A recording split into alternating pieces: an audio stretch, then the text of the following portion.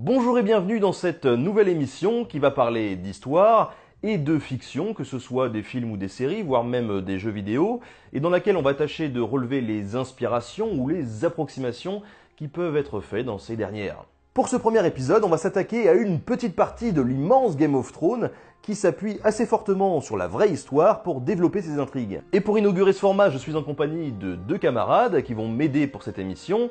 Nico, qui réalise l'émission sur les séries pilotes. Nico, qui réalise l'émission spécialisée dans les séries pilotes. J'arrive! Et David, qui lui aussi parle d'histoire à travers son émission Le Cartographe.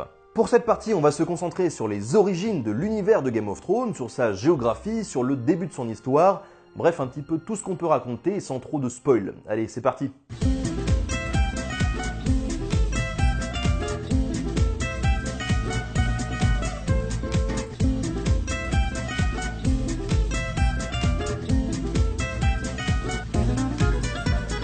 Game of Thrones est, avant d'être une série télévisée, une série de livres de fantasy créée par George Raymond Richard Martin, ou en français, Georges Raymond Richard Martin. Cependant, nous allons nous étendre davantage sur la série car elle est plus commode pour nous permettre d'étudier un peu tout ça. Et au cas où vous sortiriez de votre grotte, un petit résumé de la série par Nico. Let's go! Le monde de Game of Thrones n'est pas comme le nôtre. Outre le fait que les étés s'étalent sur plusieurs années et les hivers sur 2 fois plus de temps, le territoire est grosso modo construit autour de 2 continents. Westeros à l'ouest et Essos à l'est. Le monde est bien fait! Vous faire un résumé un tant soit peu complet du bousin est tout bonnement impossible, car la série est construite autour d'un immense entrelacement d'événements, de guerres, de trahisons et de membres découpés.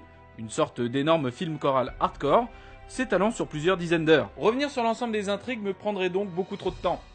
Et j'en connais un qui serait pas super d'accord. Chut, no spoil. Cependant, je pense que l'on peut simplifier le tout en vous parlant de la trame principale. Game of Thrones, comme son nom l'indique à peu près, nous raconte l'histoire d'une guerre de pouvoir divisant plusieurs familles, revendiquant les unes après les autres la place de roi. Ce titre donnant à celui qui l'obtient le droit de porter une couronne trop stylée et de s'asseoir sur un trône ayant l'air tout à fait inconfortable. Trop de la balle. Même si les scénaristes arrivent à créer de l'empathie pour certains personnages, avant de les tuer, Nico, on a dit pas de spoil. personne n'est vraiment honnête dans Game of Thrones, et tout le monde cherche d'une manière ou d'une autre à tirer avantage de la situation géopolitique instable dans laquelle se trouve le royaume. Bref, hormis quelques rares exceptions, tout le monde est plus ou moins pourri, quoi. Si la série comporte de nombreuses créations originales, nul doute que notre bon vieux George s'est fortement inspiré de l'histoire française et anglaise pour construire son univers. La trame principale de Game of Thrones est ainsi largement influencée par la saga des Rois Maudits, mais aussi par la guerre de 100 ans et la guerre des Deux Roses. D'ailleurs, il l'avoue lui-même, c'est sa partie préférée de l'histoire d'Angleterre. On va pas détailler la guerre des Deux Roses dans cet épisode, mais néanmoins on y reviendra de temps en temps quand on présentera certains protagonistes. Faisons tout de même un petit récapitulatif. Cette guerre commence en 1455, alors que la guerre de 100 ans vient juste de se terminer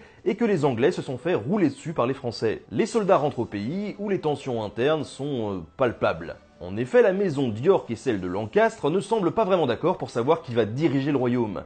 C'est donc le début d'un conflit qui dure 30 ans et qui voit de nombreux morts, des alliances, des complots, des trahisons, bref, des trucs qui font que ça pourrait être chouette d'en faire un livre et une série. Avant de découvrir quelques parallèles entre notre monde et celui de Game of Thrones, il y a peut-être déjà quelque chose qui a attiré votre attention. Un roi qui meurt, 2 familles qui se battent pour reprendre le trône, les York et les Lancastre. Eh mais attends, mais oui, mais c'est... Ouais, tout à fait. Les York, c'est les Stark, et les Lancastre, c'est les Lannister. Mais quoi de mieux qu'un petit tour par la géographie de l'univers de Game of Thrones pour commencer notre introduction. Allez, c'est parti. Comme vous le savez, histoire et géographie ont toujours fait bon ménage. Sauf pour moi, qui ai toujours cru que Dijon, c'était au nord de la France. Bref, je préfère tout de même laisser un expert vous en parler, donc place à David et à ses cartes. Chaque épisode de la série s'ouvre sur la carte du monde dans lequel se déroule l'histoire.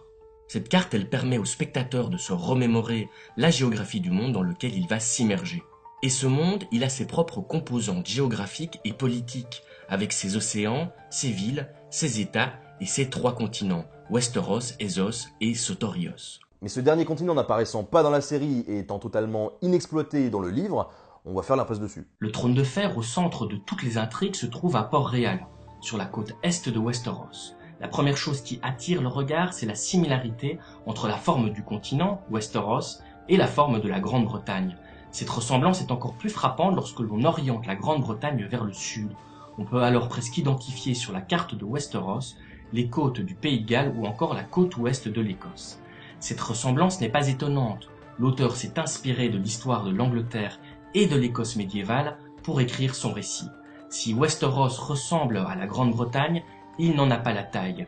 Vous pouvez voir sur cette carte la Grande-Bretagne à la même échelle que le continent imaginaire. Westeros a donc plutôt la taille de l'Amérique du Sud. Il s'étire sur plus ou moins 7100 km. Sur la plus grande partie de Westeros s'étend le royaume des Sept Couronnes, un état de type féodal. Ce système repose sur une délégation d'une partie du pouvoir du roi, siégeant sur le trône de fer à Port-Réal, à des seigneurs. Ces grandes familles aristocratiques sont les familles Stark, Arryn, Tully, Lannister, Greyjoy, Tyrell, Baratheon et Martell. La région située au nord du continent est isolée du royaume des Sept Couronnes par le Mur, gigantesque construction de glace protégeant le royaume des populations hostiles vivant de l'autre côté. Ce mur, il peut tout à fait être comparé au mur d'Adrien et au mur d'Antonin qui permettaient à l'armée romaine de se protéger contre les invasions barbares des Pictes. Mais on en reparlera dans un prochain épisode. Sur le continent Essos, on trouve 9 cités libres, des états esclavagistes, la cité marchande de Qarth et les steppes de la mer de Dothrak où vivent les Dothrakis et leur impitoyable chef, Khal Drogo. On en reparlera aussi de Khal Drogo puisqu'il s'inspire très fortement d'un personnage historique, mais dans un autre épisode. Parce que maintenant, on va s'intéresser au personnage qui est à l'origine de toute cette histoire, le mec qu'on n'a jamais vu mais sans qui toutes ces trahisons, tous ces morts, toutes ces intrigues n'auraient jamais eu lieu, The Mad King ou le Roi Fou en français. Le monde de Game of Thrones, tel qu'il est relaté dans la série, n'en est pas à son coup d'essai en termes de gros bazar politique. Si l'on remonte quelques années en arrière, avant que Robert Baratheon ne devienne un roi imposant, en tour de taille,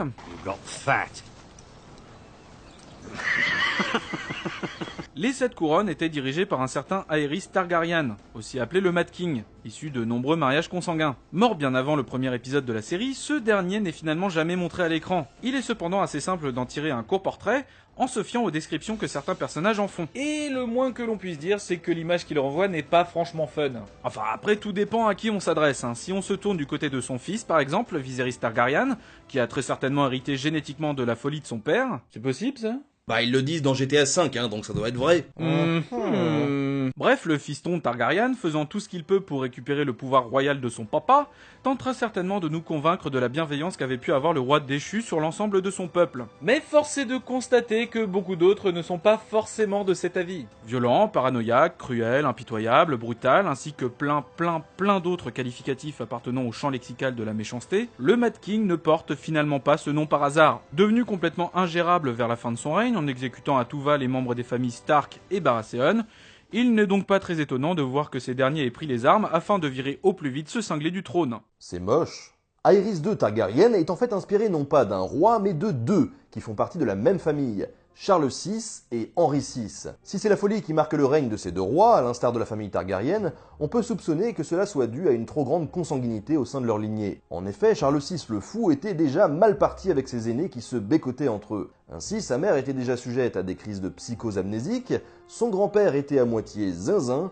et son oncle souffrait de ce que l'on nommait la mélancolie. On passe aussi rapidement sur ses frères et sœurs qui n'étaient pas très nets non plus. Ces épisodes de folie ponctuent toute sa vie d'anecdotes plus ou moins rigolotes et surtout dramatiques. Jean Froissart, un chroniqueur de l'époque, explique ainsi une de ses premières frasques vers 1392. Ainsi, un beau jour, alors que le soleil frappe fort et haut dans le ciel, le camarade chevauche avec sa suite en direction de la Bretagne pour guerroyer. Le roi, prenant un peu de distance avec ses hommes, se fait alors soudainement alpaguer par un homme étrange qui saisit la bride de son cheval et le met en garde. « Ne chevauche pas plus en avant, noble roi, tu es trahi, lui dit-il. » Si l'homme est rapidement écarté du groupe, ces paroles trouvèrent apparemment un écho dans la tête de Charles VI. Quelques minutes plus tard, un page faisant partie de son escorte somnole quelque peu et laisse échapper sa lance qui vient cogner avec fracas contre le casque d'un second page. Charles se retourne, paniqué, dégaine son épée, crie au complot et se met tout simplement à attaquer tout le monde autour de lui, y compris son propre frère Louis Ier d'Orléans. Si le roi est finalement maîtrisé et attaché sur un chariot où il perd connaissance, il a tout de même le temps de tuer 4 personnes. À partir de cette époque, les crises deviennent régulières, mais elles s'intensifient après 1393 et ce que l'on nomme le bal des Ardents. Lors du mariage d'une amie de l'épouse du roi, un bal est organisé et Charles VI décide de se déguiser en sauvage avec plusieurs autres seigneurs en se recouvrant le corps d'étoupes et de pois. Ouais. des matières un peu inflammables. On éloigne les bougies et les torches, et au son de la musique, les larrons s'amusent à jouer de leurs apparences parmi les convives. Jusque-là, ça va, c'est juste une bande de potes qui s'amusent. Mais le frère du roi, Louis, qui avait passé la soirée dans une taverne, rejoint les festivités complètement ivre avec une torche. Et vu que justement il est torché, il approche le feu des fêtards pour mieux les voir. C'est le drame, les costumes s'enflamment, les seigneurs hurlent et courent dans tous les sens. L'un arrive à se jeter dans une bassine servant à laver les couverts, tandis que Charles est sauvé par sa tante qui vient étouffer les flammes. Les 4 autres seigneurs n'ont pas cette chance et décèdent dans cette tragédie. C'est cet événement qui fait totalement basculer Charles VI dans la folie. Et chose amusante, pour cet épisode sur Game of Thrones, on qualifie rapidement ce frère torché de régicide. Tiens, tu t'y connais en histoire maintenant? Absolument pas. Je trouvais juste ton script un petit peu long, c'est tout. Ah. Aerys II Targaryen est donc inspiré de ce personnage assez étrange, il faut bien le dire. Mais pas que, car Henri VI, le petit-fils de Charles VI, a lui aussi participé à l'élaboration de sa personnalité. Mais au contraire de son grand-père, qui manifeste souvent sa folie par des excès de violence, Henri est lui complètement passif. On le dit même d'une extrême bienveillance. Il est parfois totalement déconnecté de la réalité et ne répond plus du tout aux stimuli extérieurs. D'ailleurs, même la naissance de son fils Édouard le laisse de marbre. Mais pendant ces moments de clarté, il reste dans son monde de bisounours, ce qui est assez dérangeant puisque c'est pendant son règne que se déclenche la guerre des 2 roses. Du coup, il aurait peut-être mieux valu un dirigeant avec une véritable poigne de fer pour diriger le pays. C'est d'ailleurs sa femme qui reprend la régence du pays. Cette double personnalité d'un roi violent, intransigeant et parfois cruel comme Charles VI, et sensiblement déconnecté du reste du monde comme Henri VI, se manifeste tout au long du règne de Aerys, et c'est ce qui engendrera une situation qui aboutira au début de l'intrigue de Game of Thrones. Ah oui d'ailleurs, ça me fait penser. Lorsque je vous parlais des déviances mentales du Mad King, je n'ai pas vraiment pris le temps de vous parler de ses lubies. Car si certains jouent au golf pour se détendre, d'autres, comme Aerys Targaryen, se passionnent pour les flammes et s'amusent à tout faire cramer. Après, qui sommes-nous pour juger ? Son affection pour le feu, couplée à l'instabilité psychologique que j'évoquais tout à l'heure, se traduisait généralement par de savoureux barbecues de chair humaine agrémentés de cris de douleurs abominables, le plaisir atteignant son paroxysme si la victime se faisait évidemment cuire vivante. Si c'est pas mignon tout ça. Mais malheureusement pour lui, son œuvre finale n'a jamais pu se réaliser. En effet, ce fou furieux projetait de transformer la ville de Port-Réal, la capitale du royaume, en immense brasier. Alors qu'il allait mettre son plan macabre à exécution, la main du roi de l'époque, Jaime Lannister, censé être son plus proche collaborateur, le stoppa d'un violent coup d'épée dans le dos. Vous avez dit lâche ? Vouloir faire cramer toute une ville, c'est une chose, hein. Mais si l'ambition d'Aerys n'était pas due au hasard, et si George Martin s'était une fois de plus inspiré d'un personnage réel, il peut être tentant de faire le parallèle avec le célèbre empereur Néron et avec l'épisode du fameux incendie de Rome qui ravage une grosse partie de la ville en juillet 64. À cette époque, un départ de feu près du Grand Cirque est attisé par le vent et se propage à travers toute la ville. Il détruit intégralement des quartiers de Rome et laisse près de 200 000 sans-abri derrière lui. Problème, on ne sait pas vraiment quelle en est la cause, et là, plusieurs théories s'affrontent. Et parmi ces dernières, l'implication de l'empereur Néron lui-même. Il faut dire qu'il était lui aussi un peu dérangé, le bougre. Bref, passionné d'art grec, Néron aurait pu mettre le feu à la ville afin de provoquer chez sa personne une certaine inspiration lui permettant de composer un poème sur la prise de Troie. Si certains historiens comme Tacite font part de cette rumeur dans leurs écrits, aucune affirmation ne peut se poser sur la responsabilité de l'empereur.